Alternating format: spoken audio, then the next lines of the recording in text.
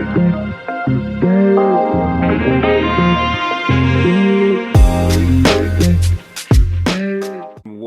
to another edition of the Bullheaded Podcast. I'm your host, per usual, Sean Tyson, here with Zoo and Peebles. How you guys doing? Doing well, man. Got to spend the weekend with my boy Zoo. Came in through Chicago, and we had our fantasy football draft. If we have time to mention it later, I did draft Travis Kelce. And if you are a fantasy football or just an NFL fan, I'm sure you heard the news today. So prayers up. Hopefully it doesn't look too bad, but you never know with knee injuries, man. Apparently walked out under his own power, but praying to God that Mahomes-Kelce stack will end up paying off for me. But, man, oh, man. It's the curse of fantasy football for me, man. Since COVID, I swear to God, man. Since COVID. Yeah, man. Made a pit stop in Chi City, man. Chi City, a little pit stop, but then the flight back. Oh my lord, 6 a.m. flight. Got hit with a 3-hour delay on the flight, man. A 3-hour delay of my favorite airlines, Delta Airlines. My favorite. My favorite let me down. I jinxed it. Just like me with Kelce. I jinxed it, man. I ride and die with Delta, but they did me dirty. Dirty little 3-hour difference. But then they give me some miles back, give me some points back. As a I'm sorry that our planes weren't working correctly. I'm just like, yo, come on. I need the Chiefs to do that for me, man. I need the Chiefs to do some of that. Give me some compensation or something. AKA, I need a Patty Mahomes. I need a Patty Noah Gray, and I ain't starting him. Because we all know it's just going to be a bunch of slant routes and out passes out to MVS and just be like, all right, yak. Get the yak, man. That's Mahomes' bread and butter. Yeah. That's very unfortunate about Kelce. Like you said, we're going to talk about that later, but hopefully it's not crippling to where the Chiefs will get off to a horrible start. Like I think Zoo said before podcast started, it is the Lions. So we're going to see how Kelce recovers. But right now, we're going to kind of get into a new segment I kind of wanted to put forth to you guys, and it's going to be around betting. So I'm going to give Zoo and Peeblish a option of different types of bets that they are favoring and things like that. So Peeblish, how about you start us off, and what is going to be your bet of the week, NFL wise? Yeah. So I think going forward, I'm going to try and keep it consistent week to week. I think it just makes it more fun. I actually like to place these bets myself. Really got into it about 2 years ago. I think it's really fun to watch, especially if you're a red zone guy and you like just kind of seeing all the touchdowns scored. And that's an anytime touchdown parlays. And, I've kind of played with the number that you like to bet. I mean, obviously, you can throw this into one of your general parlays, whether you're kind of a money line guy, spread guy, player props. I do think that this can create a decent amount of value in your parlays. But when you kind of get three of them together, even if you're picking guys that are minus 100 to score, some of the guys that are going to be getting targets or carries in the red zone pretty much week in and week out, you put a couple of those together, you get some nice odds. So this week I'm looking at 3. I think it's not too far of a stretch, and usually depending on who you're picking, I do actually really like this type of betting segment. So the 3 guys that I'm looking at, we got CMC this week. He's playing against the Steelers. Obviously a tough front line on the Pittsburgh side that could, they're going to be out there to stop Christian McCaffrey, and everybody knows that. But as much as you might want to try, most do not succeed when it comes to stopping Christian McCaffrey, and they actually have priced that in a little bit, and he's actually plus 100 to score a touchdown this week. Pretty good odds for a guy that gets a lot of looks, and especially when you take into account his passing attack, right? They love to do checkdowns, little kind of triangle routes. The Alvin Kamara route is what I like to call it, out of the backfield, kind of a zigzag back into the center of the field. They love to use him in many ways. And I think that just based on target share alone, even though there are a lot of weapons in that offense, he is the pinnacle of their talent, him and Deebo Samuel. So I think he's primed and ready to score plus 100. You could do that straight up, Zoo. I think that's actually a pretty safe single bet too, with decent payout there. Another guy that I'm parlaying that is Derrick Henry. They're minus 105 to score a touchdown. We got the bruiser himself, man. I think he could be a decent one this week. Obviously, not a little bit less of a value play there. Saints, also a relatively tough defense, kind of a under-the-radar defense this year, especially with the easiest schedule in the NFL this year, which I did not know, and I'm glad that I picked their defense in my fantasy league. Well, I picked up some guys in fantasy from the Saints. Yeah, exactly. So, I think it's just Derrick Henry. He's just kind of a guy that even when he's having an off game, he's going to get the goal line touches pretty much no matter what. And with a struggling passing attack, he's bound to have one. Not every single game, but I would say the majority of the time. So pairing those two up, and then the final, I'm actually going with a. This is a little bit personal, hits home, but not in the way you guys are thinking. I'm actually going to pick A.J. Dillon here because he gashes. He absolutely gashes the Chicago The Bears. Bears, yeah. I Last saw year, that. week 1, he put up, I think, 80 yards on like 14 carries, scored twice. I'm pretty sure 3 out of his 7 touchdowns last year came against the Chicago Bears. Now, they have improved their defense. Is it light years beyond what it was last year? Not at all. And he does get the goal line carries, and he's honestly getting more of a workload this year with Jordan Love being there. I think they're going to try and use Aaron Jones in the passing game. We might even see some 2-back sets out of Green Bay. And he's plus 145 to score this week. Obviously, that's looking at historical. Zoo, I know that's not your favorite way to look at betting, but when you see these teams twice a year, you kind of know how they play and you know what works against them. And if you parlay all 3 of these together, you're looking at a plus 857 on FanDuel for all of them to score a touchdown this week. So you bet 5, bringing in a nice little $42. If you want to put 10 down, $43, give or take, you're pushing up closer to 90. So these are 3 guys that I'm looking at. Obviously, there are plenty others. I'm glad I did not prepare for Travis Kelce to score this week because he might not even see the field. So, those are the 3 I'm kind of looking at. I know it's 3 RBs. Wide receivers are a little bit harder to actually look in this front because they're reliant on the quarterback play, right? Whereas a running back, they can kind of get the ball, and as long as they're not fumbling it, they're going to continue to keep feeding those guys as long as it's working in a positive way. So I'm not always going to be picking RBs, but I think this week it is a safe bet. Kind of first week, we just got to see what some of these teams are looking like, see if these guys have aged at all, or if they're progressing in their careers, progressing in their workloads. And I think that's where the A.J. Dillon pick came from as well. A.J. Dillon, huh? Flex, huh? You're a flex guy, huh? Absolutely. There's a little rooting interest in there, even though it's against your Chicago Bears. Exactly. And if he's at the 1-yard line, you wouldn't mind the brother scoring a touchdown on your team. You know what, Zoo? The final score is going to be 42-7, and that 7 is going to be from A.J. Dillon. That's what I'm hoping. As long as they're up. That's hilarious. It's funny, man. Rooting against your team, but for me, man, this week, man, my favorite bets in football is the spread bet. Because it gets a little even the odds, like obviously there's a team that's a little favorite, but man, it's fun to root for a dog just to cover the spread instead of just winning the game. And the team I'm going to is a city I will never go on vacation to, the Cleveland Browns. The Cleveland Browns, man. Right now, oh man, there are home underdogs. Home underdogs. That's a little disrespectful. That's just saying the Cincinnati Bengals are just that much better than you without. We haven't seen a game yet, a fresh new season. So obviously I love taking underdogs in football, especially in week 1, because we don't know how all these teams stack up. Obviously we could look at previous seasons and project out this season, but right now everybody's starting from 0. We don't know how each team is. Like the history of these franchises right now. Obviously Joe Burrows historically has struggled a little against Cleveland. A little bit. Yeah, just a little bit. Like Joe Burrows, obviously, I'm taking that dude over Deshaun Watson any day of the week, but he's coming off an injury.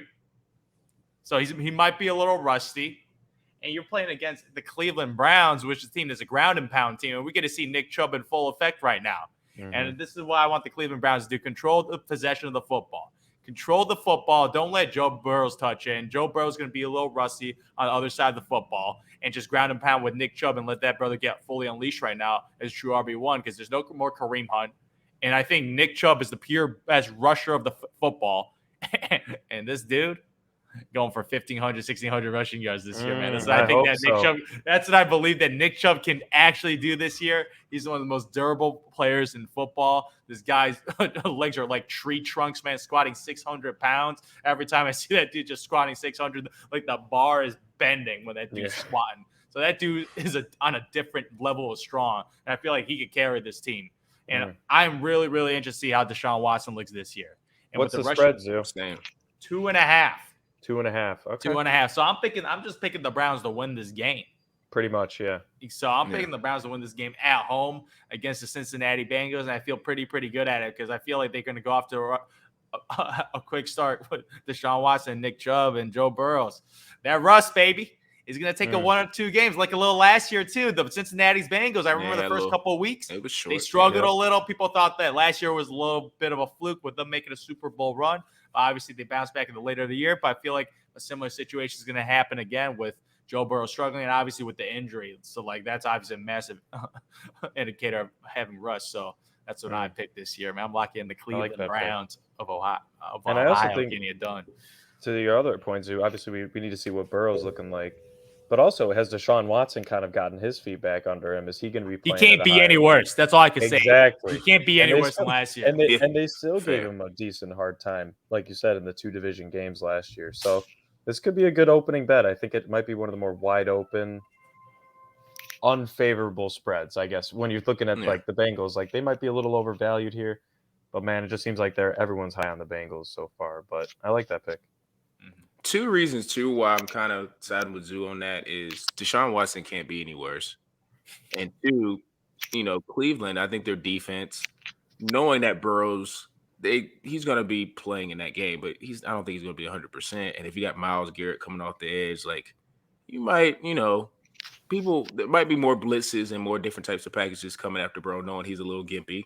So, plus, I've been reading some intriguing stuff about Elijah Moore and how they're going to use him, not just as a receiver, like in end arounds and kind of some formations of him in the backfield with Chubb and on toss sweeps, which I think is really intriguing because, I mean, maybe he did that with the Jets. I don't really remember seeing that. I don't know if he did in college or not, but I saw some stuff on Twitter where they were kind of talking that up. So maybe it's just, Browns talk and they're just excited about getting Elijah Moore. But, maybe if that's a wrinkle that they use for their game plan against the Bengals, then that could be something the Bengals are not looking for, and then that could be a deciding factor in them winning that game. So yeah, that's going to be pretty much our segment. Every week, we guys going to give you those consistent type of bets, and hopefully you can cash out and get some money. So speaking of the NFL, Thursday night, defending champions Chiefs are going to be playing against the Lions. Like you said, we kind of hinted towards Kelsey being injured for that game, but one particular game we wanted to focus on was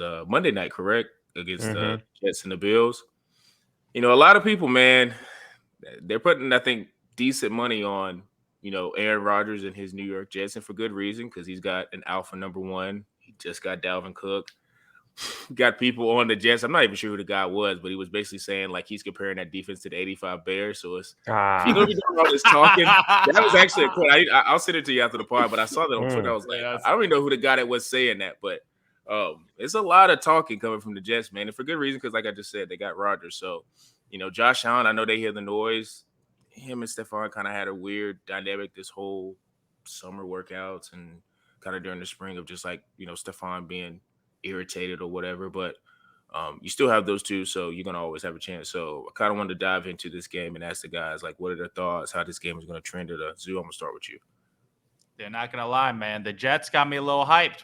Me and P. Bush, man, watched a little Hard Knocks. On the last day, a little recovery day. Watched some Hard Knocks. Got a little Jets hype right now because Garrett Wilson, a.k.a. Devontae Adams 2.0, it is beautiful to watch. It's beautiful to watch. Obviously, they had Hackett back in the mix. So they're running the similar play calling. And just watching him run routes, it is shockingly similar how they look. It is shockingly similar. Obviously, the number. Yeah, the number, obviously, that just makes it even more similar. But the way he runs, the way Rodgers is going to force feed him is going to be a beauty to watch. I'm really, really interested because the Jets last year, on paper, outside the QB position, obviously the most important position, they were amazing. Like, the defense was awesome. Obviously, the running back, Breece Hall, your boy Breece Hall, was balling out. Obviously, had a catastrophic knee injury, but obviously they got Dalvin Cook in the mix too. So obviously supplement Breece Hall, a little timeshare right now to get the knee a little more healthier. So don't want to overhaul, put a full workhorse role on a guy off a torn ACL. So they got a guy in Dalvin Cook for a year, maybe be a little mentor, maybe a guy 50-50 carries in the beginning of the year. So he's that rushing attack because Aaron Rodgers recently in the past couple of years with the Packers loves rushing the foot. Like, he always hands it off the rushing attack. It's not more like Aaron Rodgers just chucking it every single time like a Mahomes or something. Like, he utilizes that rushing attack a lot with A.J. Dillon and Aaron Jones. So I see a very similar method of attack with the Breece Hall and Dalvin Cook in that mix. And obviously you got a young guy in Breece Hall, and this guy's a lot more talented than your boy AJ Dillon. So like this attack is going to be very, very interesting on the rushing attack. So I'm really interested to see that. He got his favorite man, Randall Cobb, back, Alan Lazard. So pretty much it's the New York Packers, man. That's what I'm watching. It is the New York Packers. Yeah. It is shockingly With similar. Hackett. Exactly, Hackett, and then you got a guy in like Robert Saleh. I swear to God, this dude worships Aaron Rodgers. Like it's like watching hard. I'm just like this dude, just like, oh wow, unbelievable. I'm like, this guy's the GOAT. I'm like, this guy is legit fanboying over his quarterback, like fanboy. Should. Like he just like, man, I have Zach Wilson. I have Mike White. I had doing like the CFL or the XFL, whatever. Like he started like Joe Flacco. Like he had a rotation of quarterbacks that he finally got a guy that, okay, this guy's going to be at least a top 15 starting quarterback in Mm-hmm. NFL. And you're getting that with a defense that's talking a lot of crap right now. Like, let's see if they live up to that hype. Obviously, Sauce showed what he did as a rookie. So they have a lot of young talent that they have right now. You add in a guy at Aaron Rodgers. I am so interested to see him against a Buffalo Bills team, which is going to be a hell of a test. A hell of a test. Great opener. They could get humbled real quickly. Because this Buffalo Bills team is a team that could drop 30, 40 points easily with Josh Allen behind the helm, throwing it to Stephon Diggs and Gabe Davis out there as deep threats. So I'm all aboard the Jets hype train right now. I'm really interested to see them. But I got to give it to the Buffalo Bills to get the dub because I just think they're still the better team. And their track record of the last couple of years of winning 13 games, it's not easy. Having that sustained success, and the team, obviously, no Von Miller, which is that defense is not going to be obviously led by Kai, who's a future Hall of Famer. So the defense side of the football is not as good as I want, but offensively, like the Jets are going to have their handful. But I'm going to still take the Bills by a field goal over the Jets. Okay, on the road too. I respect that. I mean, and we saw. And that's I'll play devil's advocate here, Zoo, because I do have the Jets in this game. I think. You do. And you want to know what I think it is? The Jets fan base has something to be hype about for the first time since like the Chad Pennington days. If you're an old NFL fan, you probably remember that name, man, when they were kind of running the AFC East there along with the Patriots in that late 90s, early 2000s. Curtis Martin, man, they are hungry for a good team. And man, we saw Zoo in Hard Knocks, man. Those fans were like, Rodgers, you better not be retiring in the next year or two because you finally gave us some hope. Unless he just brings him a Super Bowl in his first 2 years, maybe, if, depending on how long he continues to play. But yeah, man, I completely agree with you. I think the Bills offense, it is a juggernaut, right? Especially in the passing attack. We've talked for years about the rushing attack in Buffalo. And now they got their potential guy. Good guy. Brothers. James Cook and Dalvin Cook, man. That's another great little storyline. But the overarching storyline for me is that you kind of got two backfields that are quote unquote by committee, right? One of them is obviously due to injury, and the other one is kind of I would actually argue, Zoo, that it's very similar to the Packers backfield in James Cook and Damian Harris kind of being the bruiser, goal line guy, James Cook kind of being in that more Aaron Jones role. Obviously not at the same skill level from what we have seen, but he also had some great yards per carry last year, almost pushing 6 yards per carry. James Cook, that's who I'm speaking of. And then we obviously know the Breece Hall Dalvin situation, right? I think it is good to hear that Breece is not going to be on a quote snap count, but I think it is media wise, it's an indirect snap count because he is still sharing snaps with Dalvin Cook, right? So they really are keeping him on a snap count, but they're saying he is 100% healthy. I think that's just kind of a spin to say he's trending in the right direction, but he's still not ready to get the full workhorse. But that's like the polite way of saying he's still not fully there yet to be getting 20, 25 carries a game. So that is something to monitor if you are a fantasy owner of either one of those two guys, Dalvin or Breece, or if you were smart picking both, it might be good to maybe not even flex one of these guys in week one just to see how they're kind of shaping out. But look, man, we know what Rodgers can do with Garrett Wilson, but he's going up against one of the better cornerbacks in the league in Tre'Davious White, who is out there to embarrass you. And then they got Jordan Poyer in the back, an all-pro safety, man. That secondary in Buffalo, you spoke about the D-line maybe regressing a little bit. That secondary is scary, and they've caused a lot of problems in years past and have arguably been kind of the anchor of that defense. And then on the other side, man, you look at C.J. Mosley at the linebacker. Zoo, we were talking about. He was on Hard Knocks watching the Jets. He is the leader of that team. Very quietly, you don't really see him talk that much to the cameras, but everyone listens to him. The man, I think, almost had 170 tackles last year. We know what Quentin Williams, they call him Q ball. That's what they call him, Q ball. That man, you know what else they call him? Mike Evans calls him fat. That's what he calls him. Yeah. Mike Evans called him fat, and he goes, "Man, for 300 pounds, I look good." And he's like, "Yeah, you do." But yeah, man. I mean, just an absolute monster there up front. You cannot have enough guys on your defensive line that you can rotate in and out to keep everybody fresh, keep those legs fresh, because we know what the Buffalo Bills can do, and they can do it fast, right? So this is a team that you have to match with intensity and speed, and I think the Jets are ready to. They got to back up what they're saying, right? But I do think that this team is legitimate. I think it will be interested. I am interested to see how Lazard is used. We obviously know the camaraderie that he has with Rodgers, and he is a big deep ball threat kind of guy compared to Garrett Wilson, who's obviously has the deep ball threat, but is an unbelievable wide receiver from the line of scrimmage to the 25 yards out. That's his prime time. Makes a couple moves, and he can get out in the open and potentially score on a 60, 70-yard pass. But his route running is so good that he can get open that quickly, much like Devontae Adams, like we had seen back in his Green Bay days and continues to do in Vegas. So I think this is just going to be an absolute grind fest. These are the top two teams in the AFC East for me. I have two bets, one on the Bills winning and one on the Jets winning, kind of trying to hedge the two with my division winning parlays.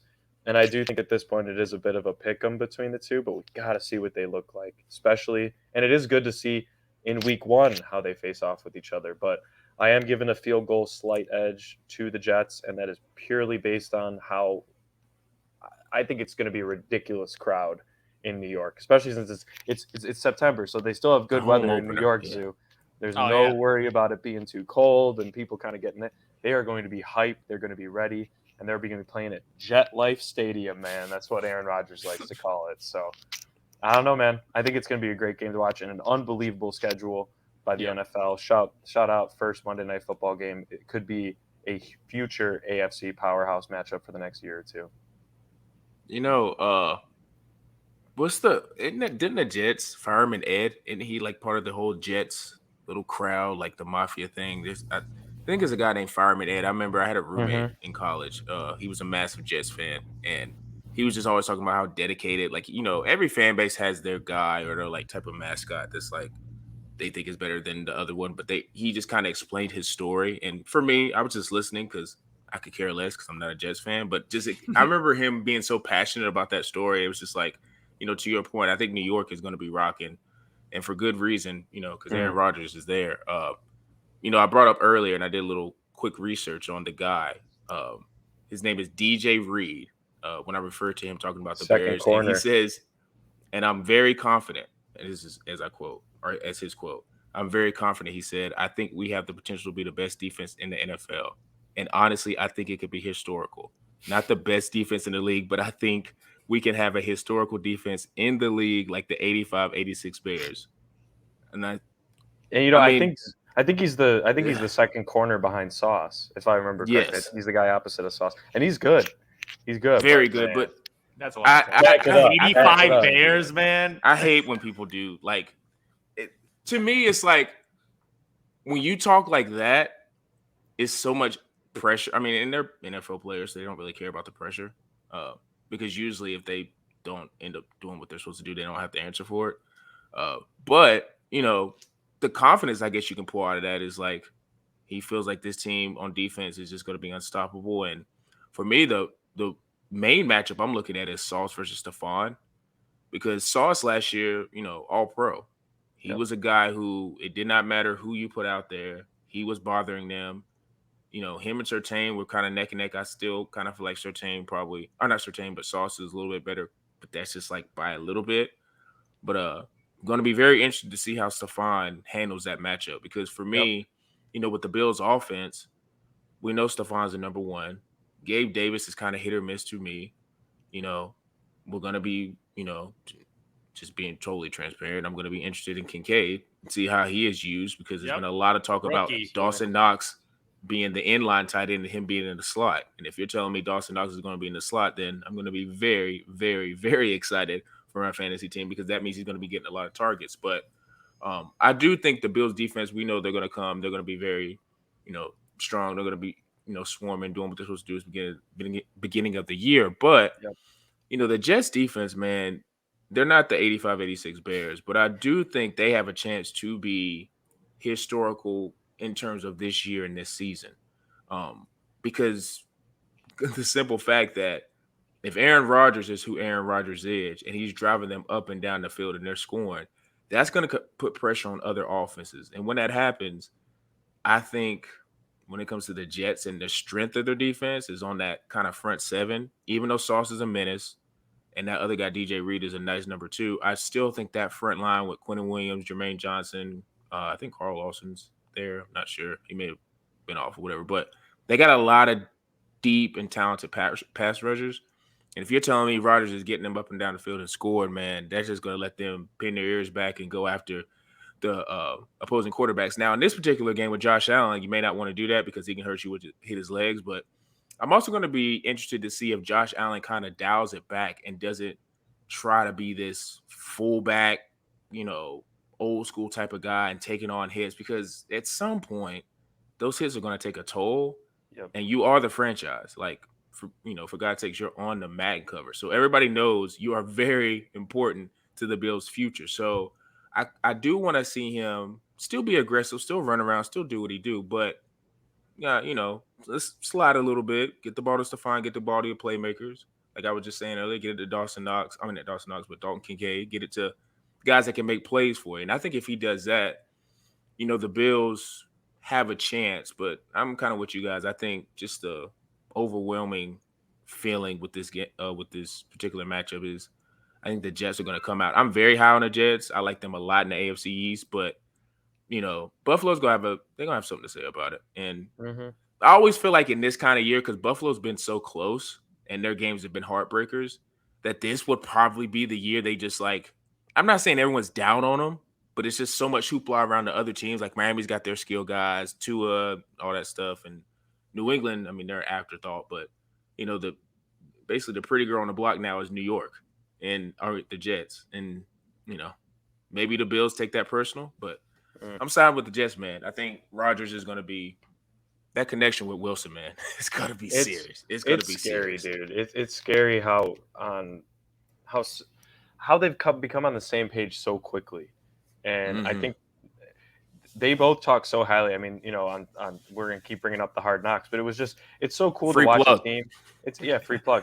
It's so interesting to watch a team that's got this much hype on Hard Knocks, because we've seen teams like the Arizona Cardinals who, obviously, yes, they do have good talent, right, on Hard Knocks, etc. But to see a team that is bringing in one of the most legendary quarterbacks we've seen in the last 15 years, and at his they all just gawk over him, right? They're like, thank God he's on our team. The defense half the time is like, thank God this man's on our team, so we don't have to play against him ever, And it's just a testament to how much respect he has around the league. In the players aspect, we can talk about his media presence all we want, but the people that he plays with usually seem to like him. Yeah. But he will be hard on you, and he will call you out because he expects perfection from. It's very much the Jordan mentality, man. He expects perfection from himself, and as an extension, everybody that plays with him. So I think if anything, it'll only be themselves that cause their downfall. Right, it'll kind of be being in their own head. Injuries, injuries is a given with any NFL team. But when you have this much hype around you, before the season's even started, the only thing that you can really do is shoot yourself in the foot, whether that be with injuries, which is a little bit out of your control, but how you react to situations is what you have to be able to compose, right? So it'll be. I think it's gonna be a fun team to watch, and like I said, hell of a Monday Night Football game to kick it off. The NFL knows what they're doing, man. Well, of course, they know what they're doing. They know what they're doing. They've been around the block. They even got the Cook brothers. Script, man. The NFL script. They even got the Cook brothers playing each other. That's just another little small storyline that's interesting. It's gonna be a nice photo op. James Cook too. That's it. I think one of y'all brought that up. That's gonna be interesting too, to see if he can take over that, because that's really the only thing that's missing from their offense is a strong RB1. Like I think if they get a strong arm, and Cook is going to be to be determined because of it just his build. Yeah, his build is just not the prototype. He just looks too light and too small. Like his brother is or his older brother is like more of he's a bigger guy. But I think Cook is a better pass catcher, so that's probably why. But that could put the Bills, even if Cook is just affected the first 2 downs, if he's going crazy in the first 2 downs and becomes like not pro, but at least like a Pro Bowl type of player, then we're going to be talking about the Bills probably running away with that division because I like every other aspect of their defense or offense and defense. So, but yeah, man, NFL is here. I'm excited. Like I said, they're starting out with the Chiefs and the Lions on Thursday night. So you guys make sure to tune in to bullheaded_pod for all the updates with that. Prayers to Travis Kelce, selfishly, because I have him in my 8-man league. I will say this, Sean. They announced a little while ago that it's not expected that he will be missing that much time. I think Zoo may have mentioned that in passing. But they just can't take an MRI or X-ray him, so they'll actually have an answer for us tomorrow, end of day. Supposedly. Low gamesmanship, huh? Low gamesmanship with the Detroit Lions. Because they got to put in the injury report right before their game, right? Just based on NFL rules, right? So, you know what? I'm expecting him. He's already on my bench. But that ain't going to be the case in week 2. Fingers crossed, man. Prayers up to Travis. Facts. The cool thing, like I told people, it's in the 8-man league, Cole Kmet season. So I need Cole Kmet to go off just for a week, maybe 2. And guess what? We'll be just fine. And I'll have Kelce back in the lineup. So there you go. Make sure you guys are tuned in to our TikTok as well, Bullheaded864, our YouTube, Quantro Knows. Like I said, NFL is back. College football had a crazy first weekend. So I am covering that as well on all the social media platforms. You can also listen to us on Spotify, Google Podcasts, and Apple. And for me, Zoo, and P-Bush, we are out.